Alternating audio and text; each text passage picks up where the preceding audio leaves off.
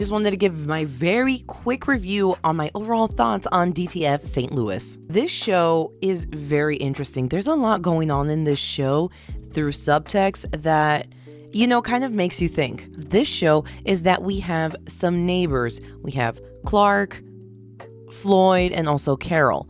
Carol and Floyd are together, and Clark is their neighbor who gets into an affair with Carol. We also found out very quickly that somebody among this group is also unalived, like right at the beginning of episode 1. Is that really a spoiler? If you've seen one episode, you already know the whole premise. The show is, I don't want to say it's a whodunit.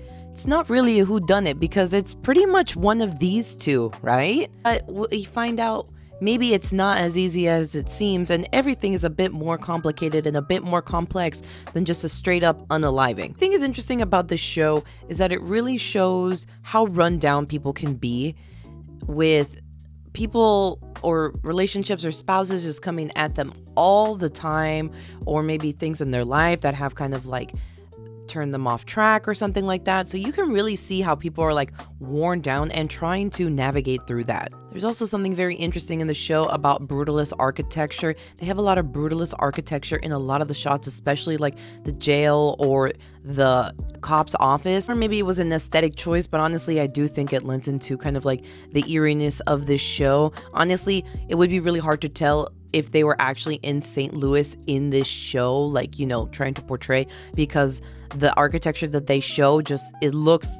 it's quite wild. Yeah. I would say overall my thoughts on this show are that the show is pretty good. It is weird because it's not like a regular whodunit where every episode you get clues. It's not like that at all. You barely get any clues. What happens is you just unravel more of what is potentially going on, going back to where it started in the beginning. And then at the end, when you find out what really happened, you're just kind of left with kind of like an emptiness, kind of like, oh man, that's pretty tragic. So overall, I would say it is a okay watch. It is a decent watch. This is not my favorite show. This is not my least favorite show. This is like right along the middle for me. I think this is a limited series, so it doesn't have another season. You pretty much just find out what happens at the end, and then that's pretty much it. But let me know your thoughts in the comments below. If you saw this show, if you would watch a show, it is on HBO, like it says there.